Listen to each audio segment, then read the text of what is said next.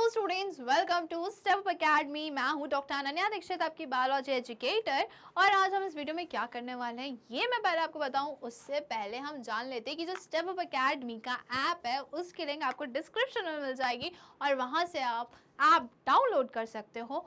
App में आपको online classroom मिलेगी। अगर आप ऑनलाइन कुछ पढ़ रहे हो तो डाउट भी आएगा, डाउट क्लियरिंग सेशन भी है आपके लिए, लाइव टेस्ट सीरीज भी है, पर्सनलाइज असिस्टेंस, करियर काउंसलिंग, और आपका जब मन चाहे तब आप इस ऐप को यूज़ कर सकते हो। और अगर आप किसी को रेफर करते हो तो आपको कुछ गिफ्ट मिलेगा, कुछ अर्न कर सकते हो आप। साथ ही आपको यहाँ पे फ्री नोट्स भी अवेलेबल है, ठीक है, आपके लिए। और जो स्टेप अप अकेडमी की वेबसाइट है उसकी लिंक भी आपको डिस्क्रिप्शन में मिल जाएगी। और वेबसाइट पे आपको फ्री स्टडी पैकेज मिलने वाला है, अपडेटेड प्लेलिस्ट है for all subject for classes 6 to 12, तो चेक जरूर करिएगा। ओके, चलिए, तो हम आज इस वीडियो में क्लास 7th का रिप्रोडक्शन इन प्लांट्स चैप्टर 8 जो है वो स्टार्ट करने वाले हैं। इस पूरे वीडियो में हम पूरा चैप्टर पढ़ लेंगे। ओके, चलिए, तो सबसे पहले तो हम ये जान लें कि रिप्रोडक्शन होता क्या है। पहले हम ये समझ लेते हैं। To produce its kind is a characteristic of all living organism. जितने भी लिविंग ऑर्गेनिज्म हैं वो सबकी सब रिप्रोड्यूस करते हैं मतलब अपने ही तरीके का नया इंडिविजुअल बनाते हैं। Okay, the production of new individual from their parent is known as reproduction। इसको हम क्या बोलते हैं? रिप्रोडक्शन बोलते हैं। हर एक लिविंग ऑर्गेनिज्म अपने ही जैसा एक नया इंडिविजुअल बनाता है और इसको हम बोलते हैं reproduction. Okay, the vegetative part of the plant are the root, stem and leaves. अब हम किसकी बात कर रहे हैं? प्लांट्स की बात कर रहे हैं। ओके, तो जो प्लांट्स के ना दो पार्ट्स होते हैं, एक वेजिटेटिव पार्ट्स होता है और एक रिप्रोडक्टिव पार्ट्स होता है। तो वेजिटेटिव पार्ट्स जो होते हैं, स्टेम हो गया, लीव्स हो गए एंड रूट्स, ये वेजिटेटिव पार्ट्स में आते हैं। और रिप्रोड्यूसिंग वाले पार्ट्स जो होते हैं, सेक्सुअल पार्ट्स, सेक्सुअल ऑर्गन्स जो होते हैं, वो फ्लावर होता है, फ्रूट एंड सीड्स होता है। ओके, तो vegetative parts of the plants are the roots, stems and leaves.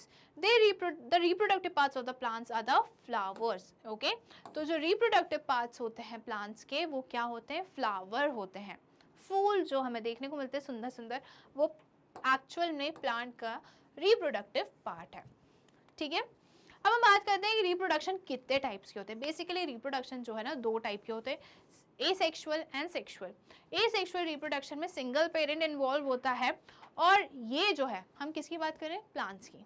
तो प्लांट्स में एसेक्सुअल रिप्रोडक्शन में क्या होता है कि नया पौधा बन रहा है, नया छोटा सा नन्हा सा बेबी प्लांट बन रहा है। वो जो प्लांट है वो बिना सीड के फॉर्म हुआ है, उसमें सीड फॉर्म नहीं हुआ है। ठीक है, वहीं सेक्सुअल रिप्रोडक्शन में क्या होता है? सीड का फॉर्मेशन होता है, सीड से नया पौधा मिलता है। Okay, in sexual reproduction plants can give rise to new plants without seeds. Okay, plants जो है अपने जैसे एक नया इंडिविजुअल बना सकते हैं पर बिना सीड्स के। ओके, सेक्सुअल रिप्रोडक्शन में नया प्लांट हमें मिलता है कैसे? सीड से। ठीक है, बीज से, सीड मतलब बीज से। ओके, ये बात हुई सेक्सुअल रिप्रोडक्शन की और वो बात हुई एसेक्सुअल रिप्रोडक्शन की। चलिए, अब हम बात करते हैं एसेक्सुअल रिप्रोडक्शन की।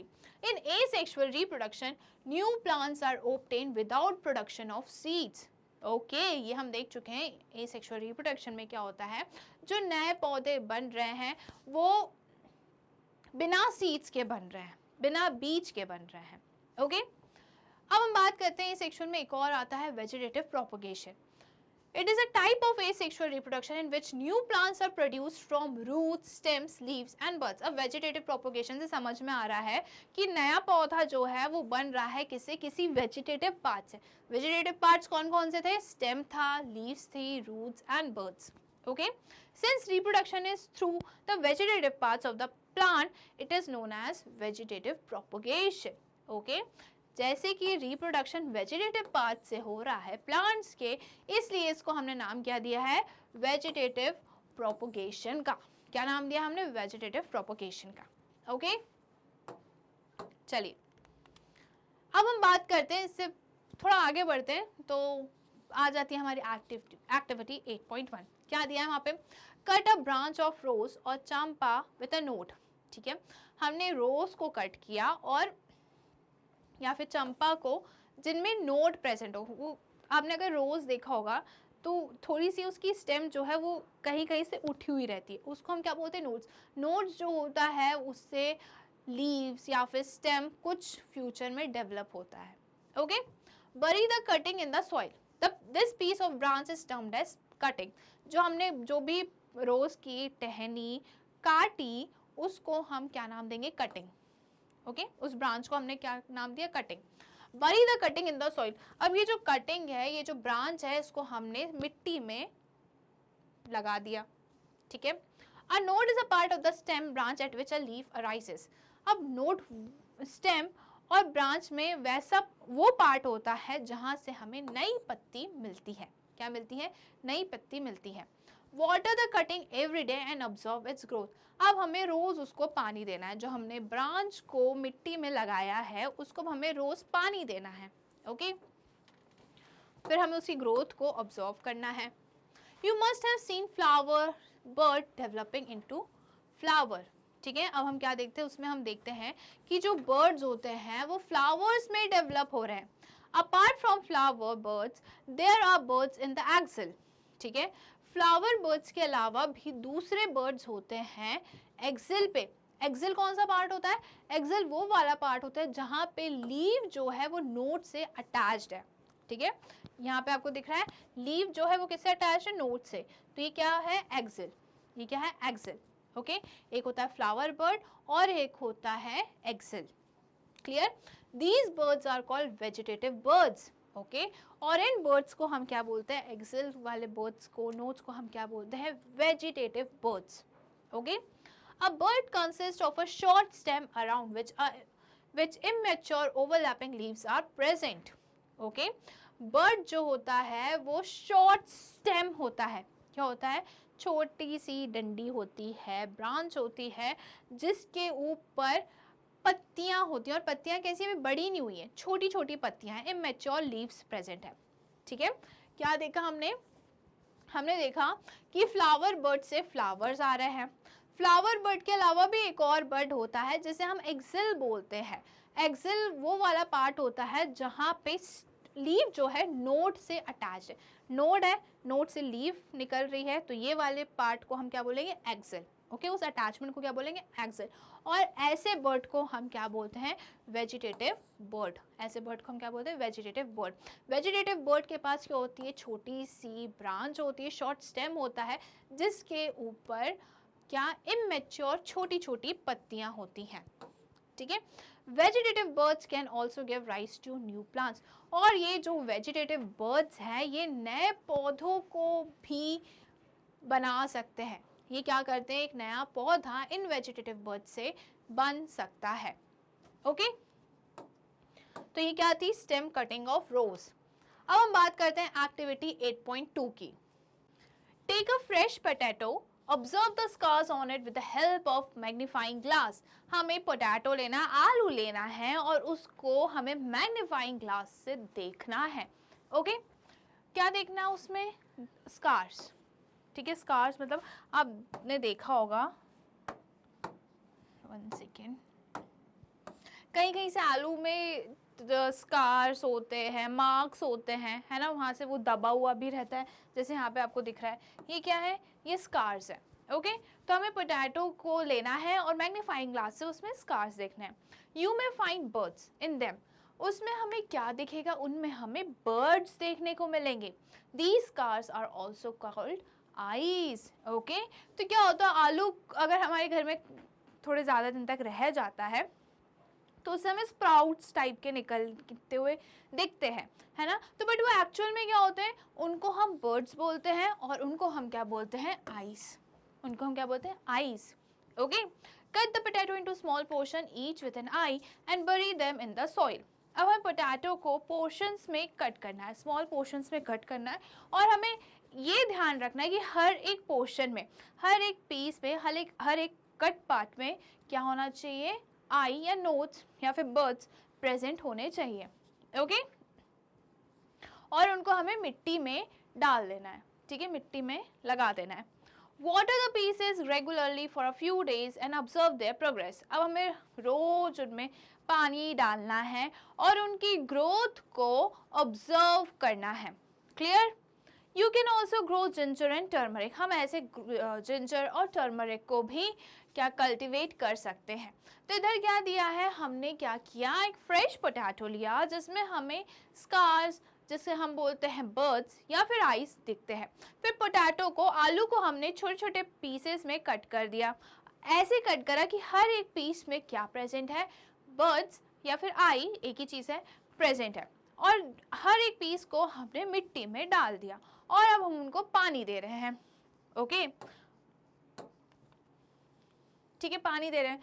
तो उससे क्या होगा, जब हमने पानी रोज रेगुलरली हम इन पे दे रहे हैं तो हमको एक छोटा सा नन्हा सा इन्हीं बर्ड्स के थ्रू एक पौधा देखने को मिलेगा। ओके, क्या देखने को मिलेगा, पौधा देखने को मिलेगा। तो ये किसका टाइप हुआ, ये हुआ वेजिटेटिव प्रोपोगेशन का टाइप। ओके, वहीं अगर हम एक पत्ती होती है, ब्रायोफिलम प्लांट होता है, ब्रायोफिलम, उसकी पत्तियों की बात करें, ठीक है, ऐसी पत्तियां होती हैं। इसकी पत्तियां कैसी होती है, सपोज ये पत्ती है,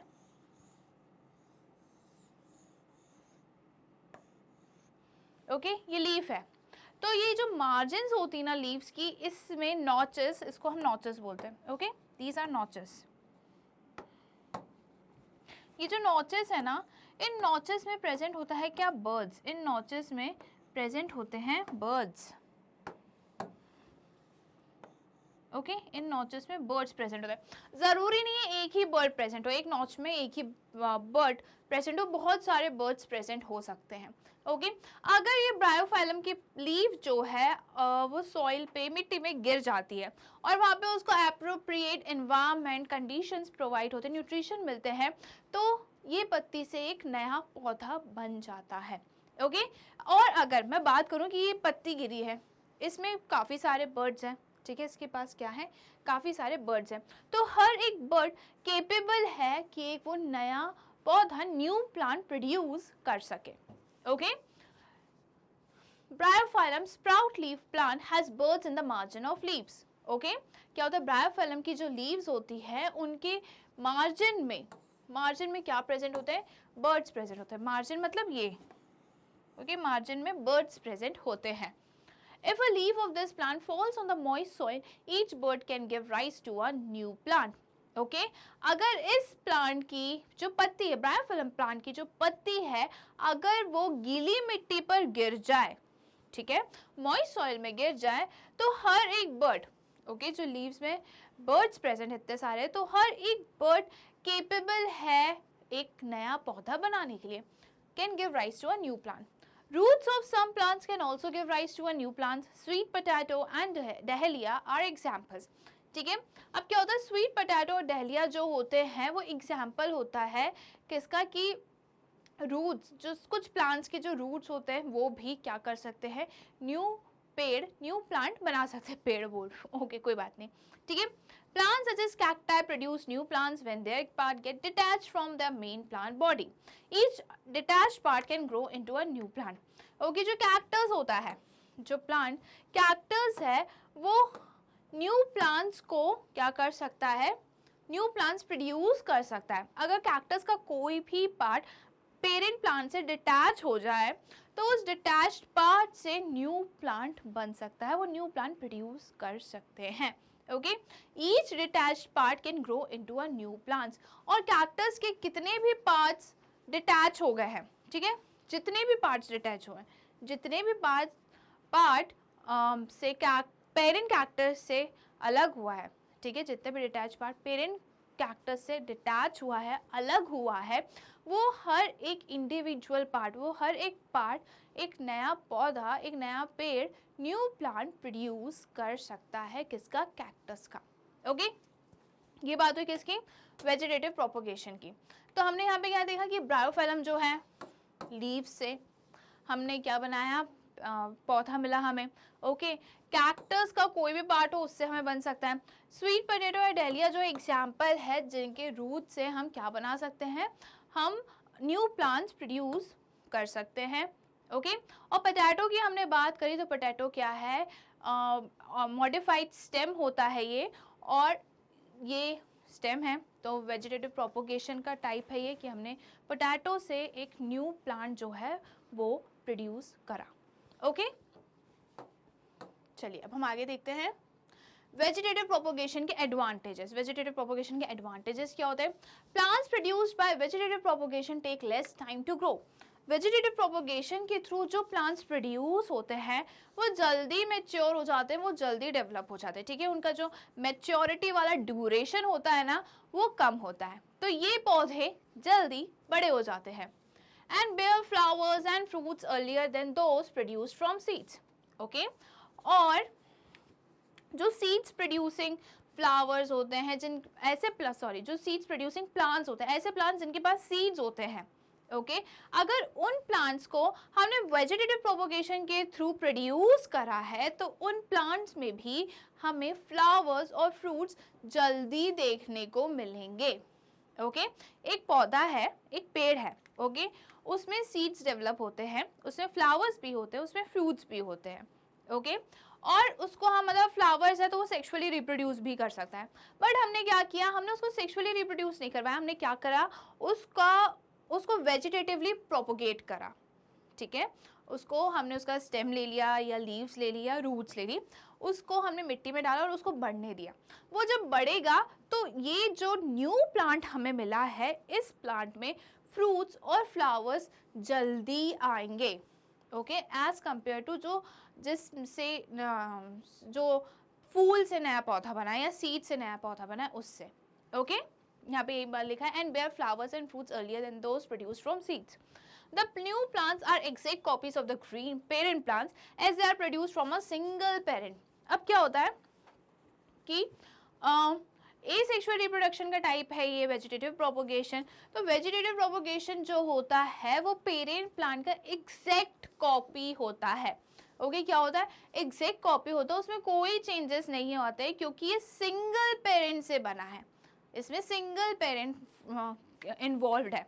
ओके, अगर दो पेरेंट्स होते, एक मेल एक फीमेल पेरेंट इन्वॉल्व होते तो क्या होता, गैमीट्स का फ्यूजन होता और हमें थोड़ा डिफरेंट प्लांट में देखने को मिलता। बट क्या है, वेजिटेटिव प्रोपोगेशन में सिंगल पेरेंट इन्वॉल्व है तो हमें एग्जैक्ट कॉपी मिलेगा। जो न्यू प्लांट हमें मिला है वो पेरेंट प्लांट के एकदम एग्जैक्टली कॉपी होगा। क्लियर है? तो वेजिटेटिव प्रोपोगेशन के क्या क्या एडवांटेजेस हो गए? पहला तो ये हो गया कि ये जल्दी मैच्योर हो जाते हैं, और दूसरा ये कि इनमें हमें फूल और फल जल्दी देखने को मिलते हैं एज कंपेयर टू उन प्लांट से जो सीड्स के थ्रू डेवलप हुए हैं, जो सीड से नया प्लांट बना है उसके कंपैरिजन में। ओके, द न्यू प्लांट्स जो होते हैं वो एग्जैक्ट कॉपी होते हैं पेरेंट प्लांट्स के, इसमें हमें कोई भी क्या चेंजेस देखने को मिलते हैं, एग्जैक्ट नो चेंज। चलिए अब हम बात करते हैं एसेक्सुअल रिप्रोडक्शन के अलग दूसरे टाइप की, बडिंग। बडिंग क्या होता है? तो ये हमें ईस्ट सेल में देखने को मिलता है। ईस्ट सेल वही जो हमें केक में यूज होता है, जो पिज्जा बेस होता है उसको बनाने के लिए यूज होता है। Okay, but in the method a small projection called bud is formed on the yeast cell. Okay, तो यहाँ पे क्या होता है, ईस्ट सेल दिया है, यहाँ पे ईस्ट सेल है, ईस्ट सेल से एक छोटा सा प्रोट्रूशन हो जाता है या फिर हम बोल सकते हैं प्रोजेक्शन निकलने आने लगता है। ओके, जिसको हम क्या बोलते हैं, बर्ड, जिसको हम क्या बोलते हैं, bird. Okay, the bird grows and become a new yeast cell.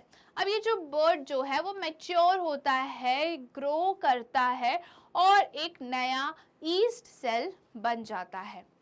The new east sales also grow and produces more yeast cells budding in yeast cells.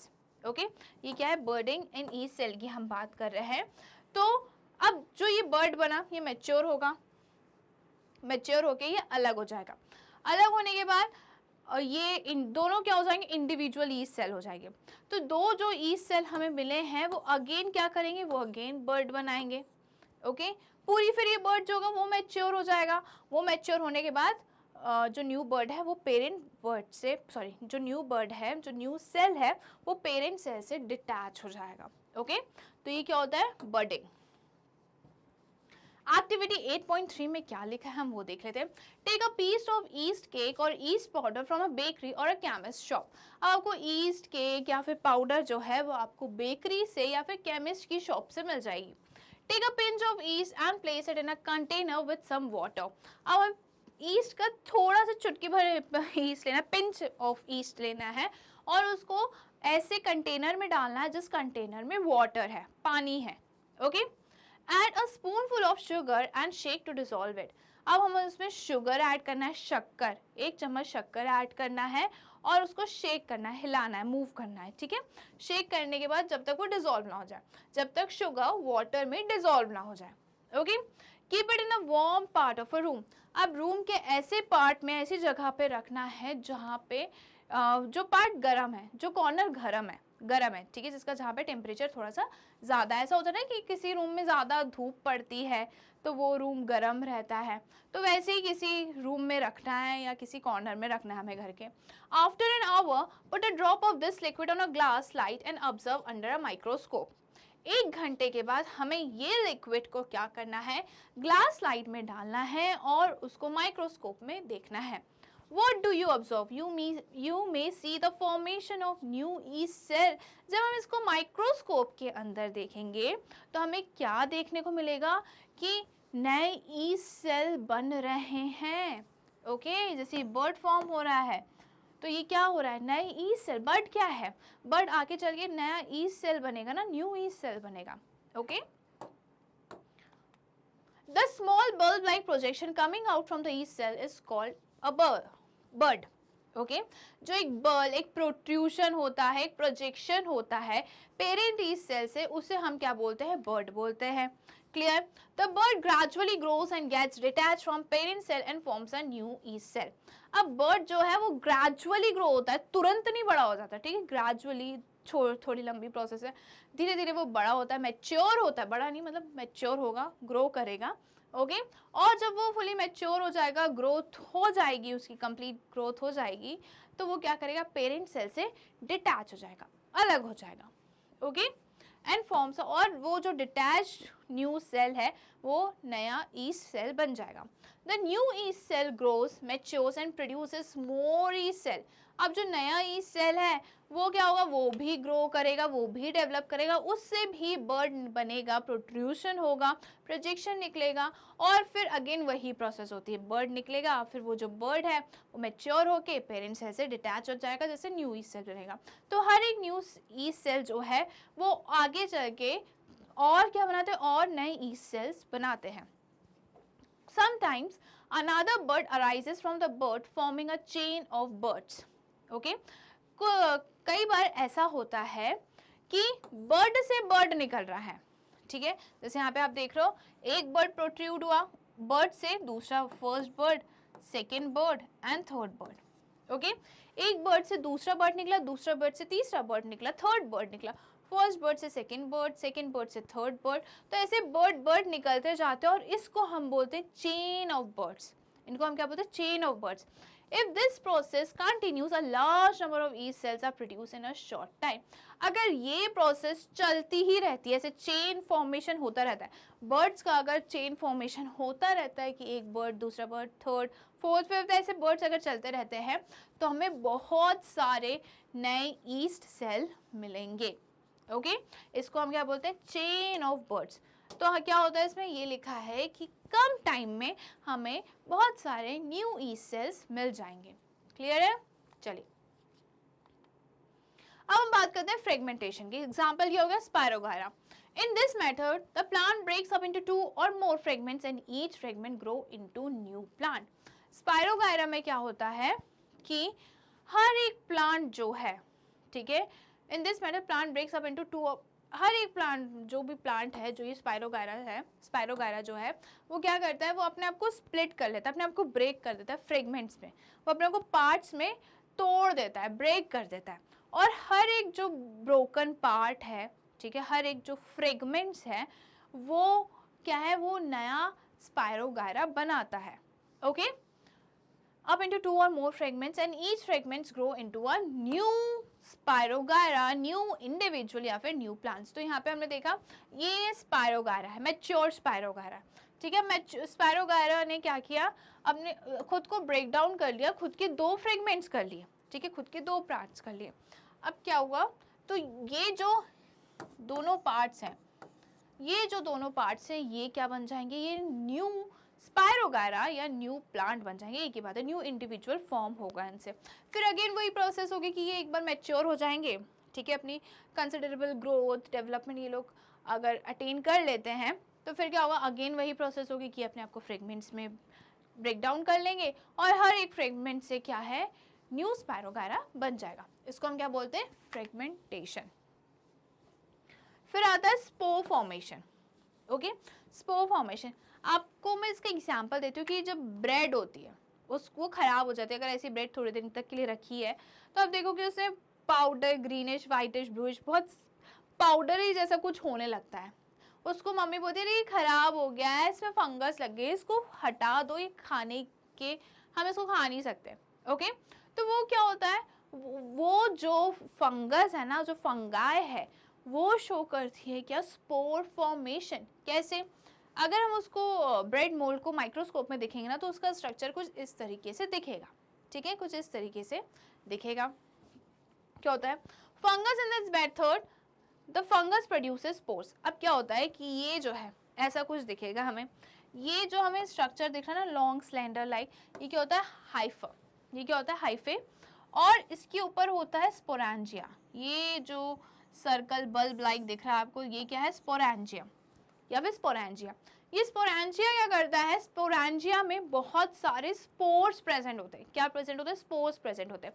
और स्पोर्स जो है ये इन्हीं स्पोरेंजिया में मैच्योर होते हैं, ठीक है, इन्हीं स्पोरेंजिया में मैच्योर होते हैं। जब ये मैच्योर हो जाते हैं तो स्पोरेंजियम जो है वो बर्स्ट हो जाता है, स्पोरेंजियम जो है वो बर्स्ट हो जाता है और स्पोर्स को एनवायरनमेंट में रिलीज करता है, सराउंडिंग में रिलीज कर देता है, ठीक है।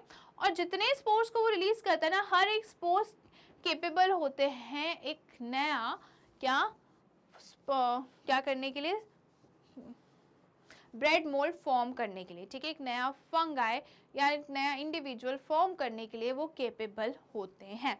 बस उनको एप्रोप्रिएट कंडीशन चाहिए होती है। एप्रोप्रिएट कंडीशन मतलब न्यूट्रिशन, मॉइस्चर कंटेंट ज़्यादा होना चाहिए, तो वो जल्दी ग्रो एंड डेवलप करते हैं।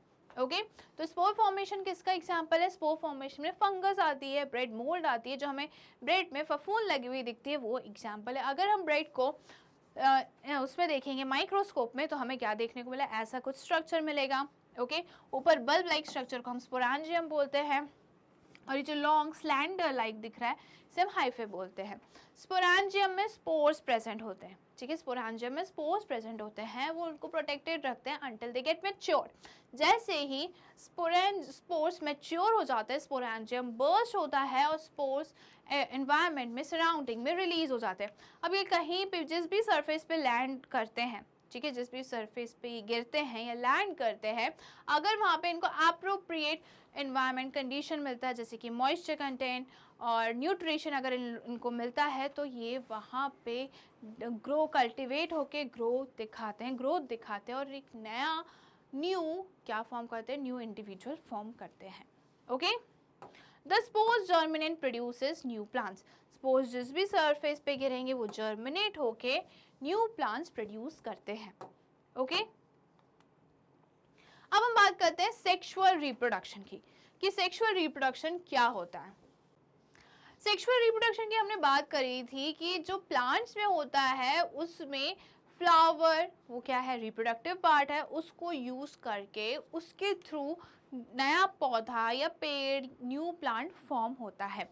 ओके, तो सेक्सुअल रिप्रोडक्शन में 2 पेरेंट्स हमेशा इन्वॉल्व होते हैं, ए सेक्सुअल में सिंगल पेरेंट इन्वॉल्व होता है।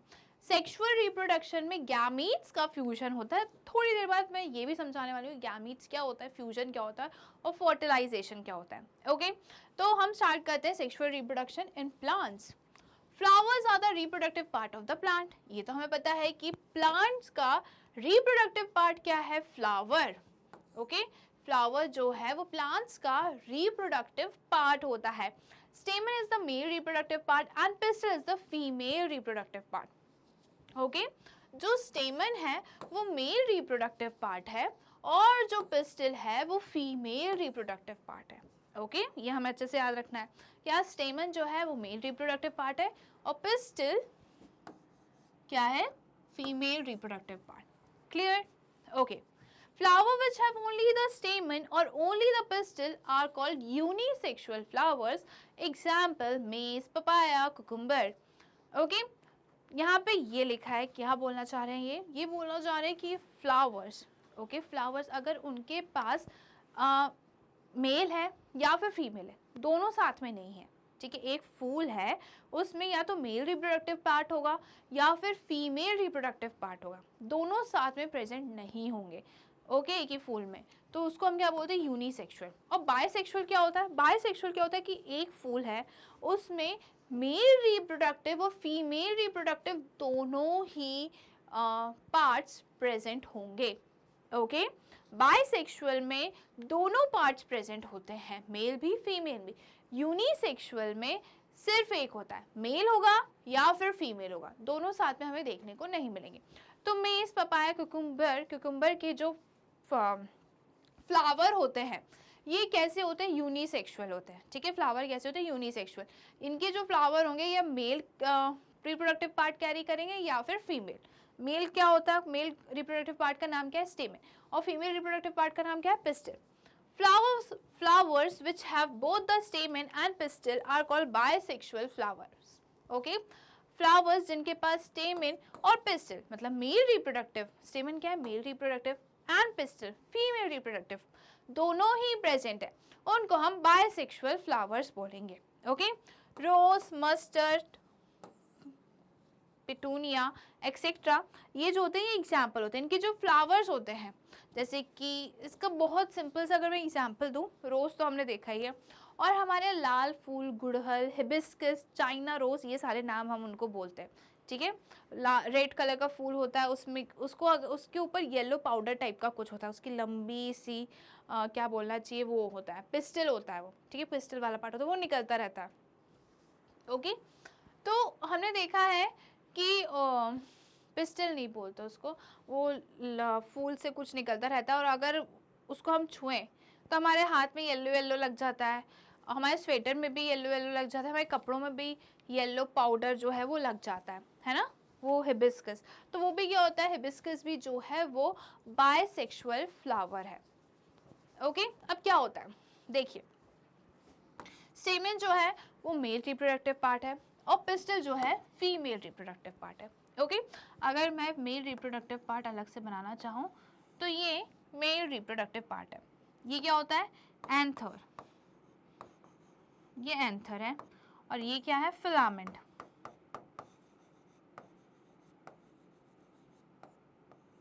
Anther and filament, okay. अब क्या होता है, एंथर जो होते हैं, ठीक है, ये एंथर और फिलामेंट को कलेक्टिवली हम क्या बोलते हैं, स्टेमन बोलते हैं, मेल रिप्रोडक्टिव पार्ट बोलते हैं, ओके। एंथर जो होता है वो बायलोब्ड होता है, और यहाँ पे मेल गैमीट्स फॉर्म होते हैं, क्या फॉर्म होते हैं, मेल गैमीट्स, और उनको हम क्या बोलते हैं, पोलन ग्रेन्स,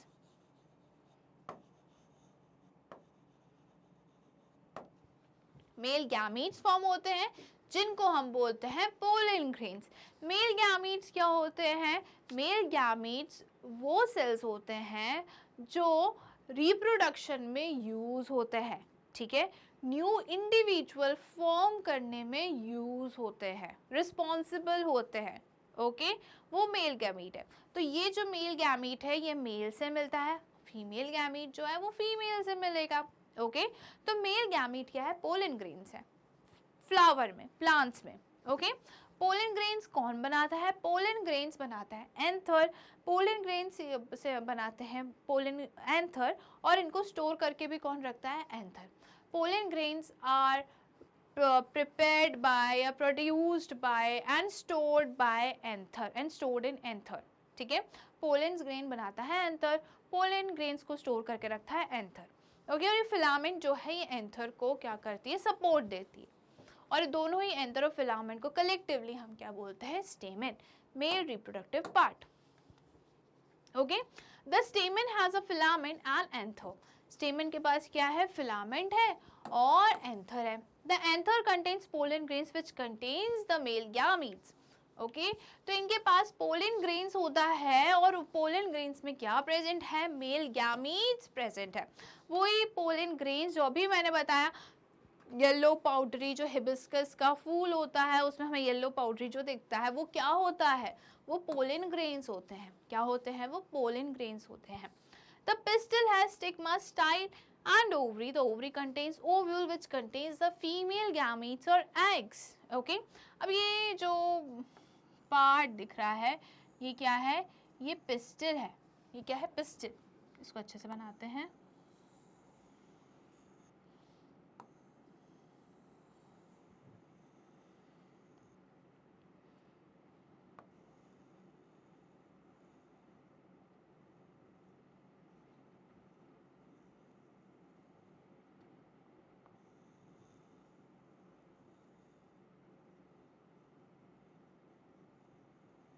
ओके ठीक है। अब क्या होता है, ये पिस्टल है, ये ऊपर वाली जो पार्ट है, जो टॉप मोस्ट पार्ट है वो क्या होता है, स्टिग्मा। क्या होता है, ये स्टिग्मा। और ये जो बीच वाला पार्ट है ये होता है स्टाइल। और ये जो है लास्ट वाला पार्ट इसको हम बोलते हैं ओवरी। इसको हम क्या बोलते हैं, ओवरी। ओके और ओवरी में प्रेजेंट होते हैं ओव्यूल्स। ओवरी में क्या प्रेजेंट होते हैं, ओव्यूल्स। एक नहीं, काफी मल्टीपल ओव्यूल्स प्रेजेंट हो सकते हैं, प्रेजेंट होते हैं। और ओव्यूल्स में क्या होता है, फीमेल गैमीट या फिर एग। ओके क्या प्रेजेंट होता है, फीमेल गैमीट और एग हम जैसे बोलते हैं। जैसे पोलन ग्रेन्स में क्या था, मेल जर्म सेल्स थे, मेल सेक्स सेल्स थे, मेल गैमीट्स थे, तीनों एक ही बात है। वैसे ही ओव्यूल्स में क्या प्रेजेंट है, आप या तो फीमेल जर्म सेल्स बोल लो, फीमेल गैमीट्स बोल लो या फिर फीमेल सेक्स सेल्स बोल दो, तीनों ही चीज़ एक ही है। ओके तो ये जो मेल सेक्स सेल्स है, ये जो मेल जर्म सेल्स है और ये जो फीमेल जर्म सेल्स है, ये आपस में यूनाइट होते हैं, आपस में कंबाइन होते हैं। ओके और जब ये कंबाइन होते हैं इसके बाद प्रोड्यूस होता है, इसके बाद बनता है न्यू इंडिविजुअल। ओके और इस पूरी प्रोसेस को हम क्या बोलते हैं, फर्टिलाइजेशन। जब मेल गैमीट फीमेल गैमीट से कंबाइन हो रहा है और न्यू इंडिविजुअल फॉर्म हो रहा है, उसको हम बोलते हैं क्या, फर्टिलाइजेशन। क्लियर है। चलिए, the pistol has stigma, style and ovary. Pistol क्या है, फीमेल रिप्रोडक्टिव पार्ट है और पिस्टल को, हाँ पिस्टल के पास तीन पार्ट्स अलग होते हैं, स्टिग्मा होता है, स्टाइल होता है, ओवरी होता है। द ओवरी कंटेन्स ओव्यूल, ये हम देख चुके हैं, ओवरी के पास ओव्यूल्स होते हैं और ओव्यूल्स में होते हैं female gametes. In sexual reproduction, the male and female gamete fuse together to form a zygote. Okay? Sexual reproduction की अगर हम बात करें तो सेक्सुअल रिप्रोडक्शन में क्या होता है, दो पेरेंट्स इन्वॉल्व होते हैं, male and female. Okay sexual reproduction में मेल गैमीट फीमेल गैमीट से फ्यूज होता है और क्या फॉर्म होता है, जाइगोट। क्या फॉर्म होता है, जाइगोट। जाइगोट जो है वो सिंगल सेल होता है। ठीक है, जाइगोट जो होता है वो सिंगल सेल होता है। क्लियर है, क्या होता है, सिंगल सेल। जो मेल गैमीट है, मेल सेक्स सेल्स है, फीमेल सेक्स सेल्स है, ये आपस में कंबाइन होके एक नया सेल बनाती हैं। सेल्स नहीं बोल रही हूँ मैं, सेल बोल रही हूँ। एक नया सेल बनाती है जिसे हम जाइगोट बोलते हैं और इस प्रोसेस को हम क्या बोलते हैं, फर्टिलाइजेशन। ओके ठीक है। चलिए,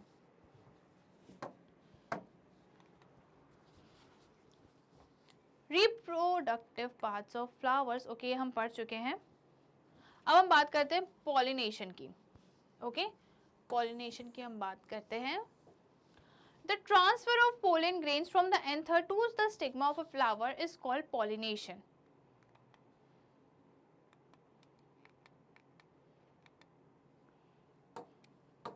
अब देखिए, मैंने आपको यहाँ पे बताया था कि जो स्टिग्मा होता है, स्टिग्मा टॉप मोस्ट पार्ट होता है ना, उसको फिर से हम बना देते हैं एक बार। स्टिग्मा जो होता है वो टॉप मोस्ट पार्ट होता है।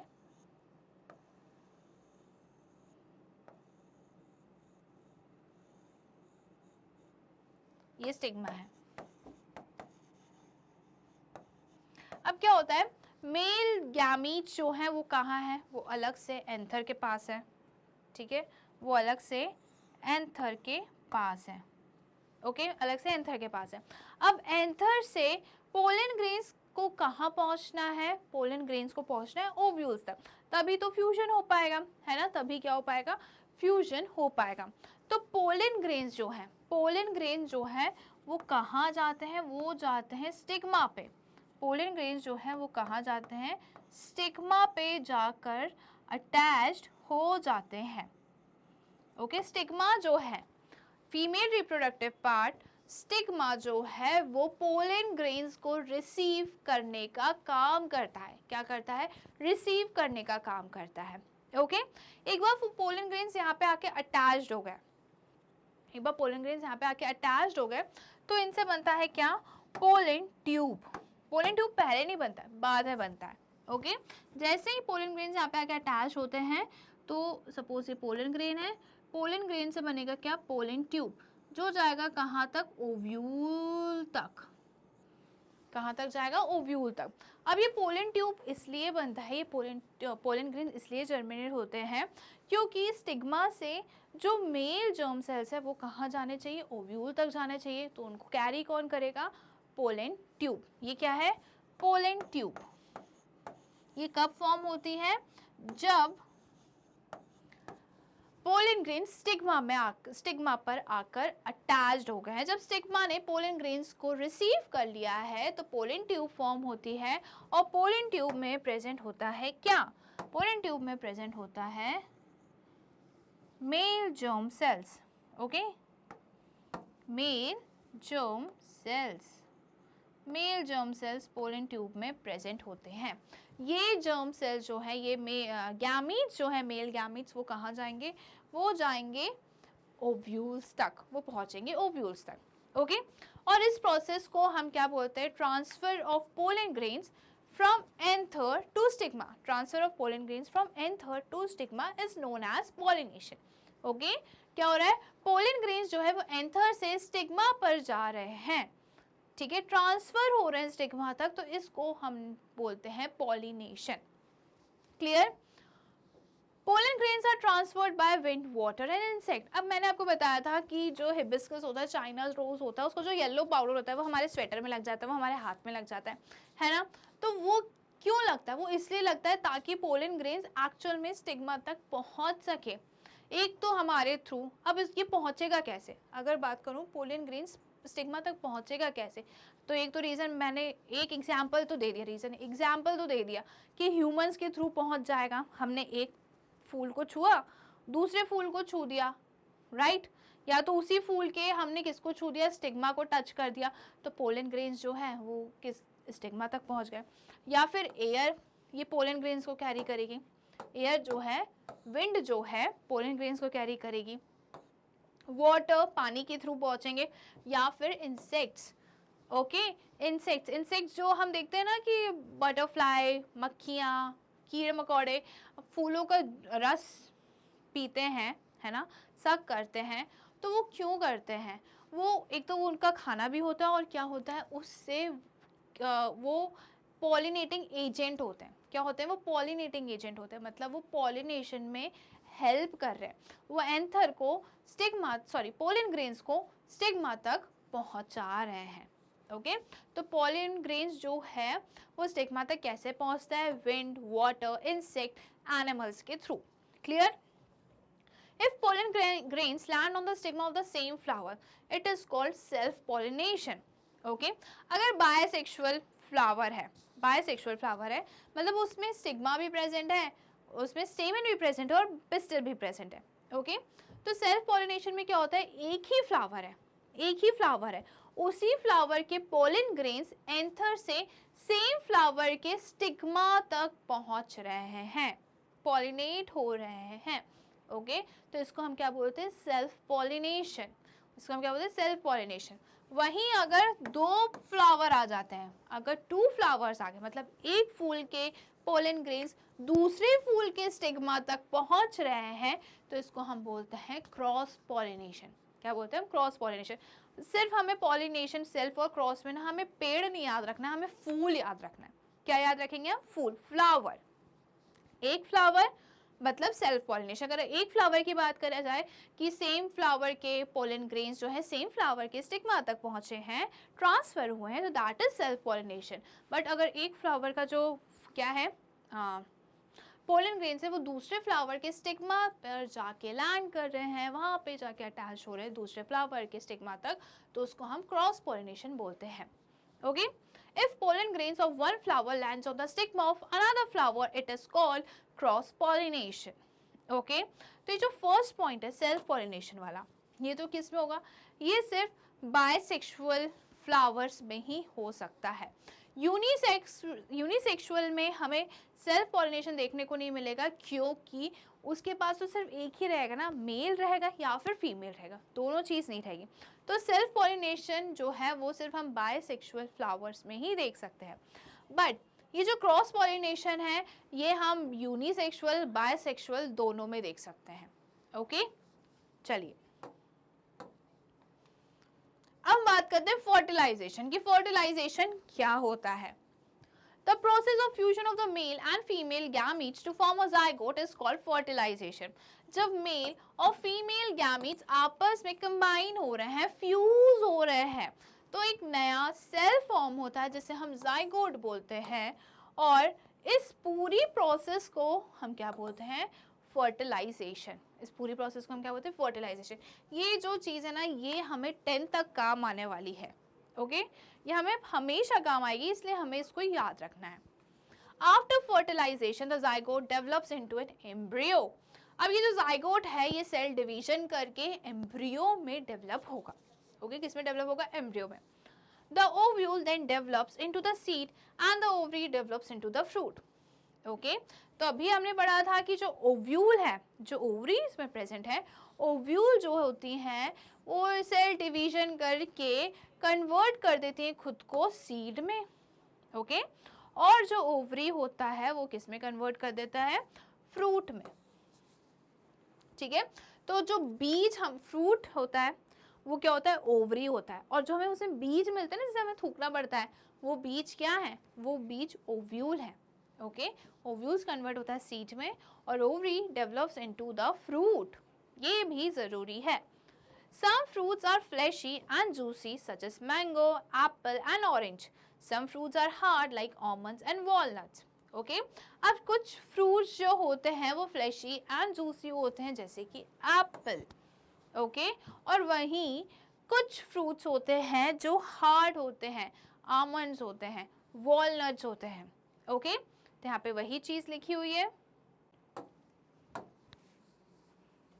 अब यहाँ पे आपको दिख रहा है कि जो हम फर्टिलाइजेशन देख चुके हैं, यहाँ पे ये जो स्ट्रक्चर है ये क्या का स्ट्रक्चर है? This is pistol. ये पिस्टल है। ओके, अब पिस्टल पे ये क्या आया है? ये आए हैं पोलन ग्रेन्स। यहाँ पे दिख रहा है आपको, ये पोलन ग्रेन्स है। ओके, और एक ट्यूब बनता है जिसे हम पोलन ट्यूब बोलते हैं। पोलन ग्रेन्स जब आके स्टिग्मा पे अटैच हो जाते हैं उसके बाद ही पोलन ट्यूब बनता है। जब पोलन ग्रेन्स आके जब अटैच हो जाते हैं, जर्मिनेट होते हैं, तो पोलन ट्यूब बनता है, और पोलन ट्यूब में प्रेजेंट होते हैं क्या? मेल गैमीट्स जो कि ओव्यूल्स तक जाते हैं। ओव्यूल्स में जाके ओव्यूल्स में क्या प्रेजेंट है? Female gametes. तो फीमेल गैमीट्स और मेल गैमीट्स फ्यूज होते हैं, जाइगोट फॉर्म करते हैं, और इसको हम फर्टिलाइजेशन बोलते हैं। ओके, और ये जो ओव्यूल है ये सेल डिवीजन करके किसमें कन्वर्ट हो जाते हैं? ये सीड्स फॉर्म करते हैं, और ओवरी सेल डिवीजन करके क्या बन जाती हैं? फ्रूट्स बन जाती हैं।